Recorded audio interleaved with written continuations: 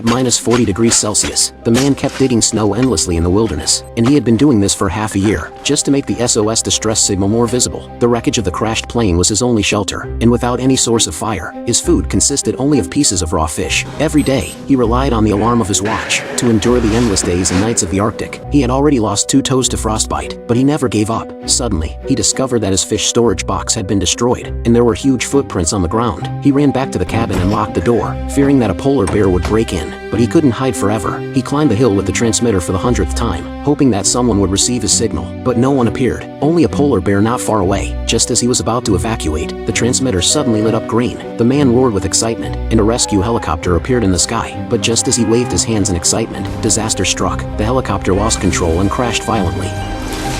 The hope that had just been ignited shattered instantly. The man ran to the crash site and found the pilot dead, but the woman beside him was still alive. He carried her back to his shelter, where he found an ice axe, a satellite map, and a portable gas stove, as well as a lighter. He lit the flame and cooked a pot of trout noodles, the best meal he had eaten in half a year. He tried to feed the woman, but her condition worsened, and she couldn't eat anything. The man knew that waiting any longer meant death, so he decided to cross the ice field. To reach the weather station for help, he took out a sled, placed the woman on top, and left his only home behind. The journey was far more difficult than he imagined, and it didn't take long before he was exhausted. His path was blocked by steep mountains, and beyond them was flat ground, but he couldn't drag the woman up the slope.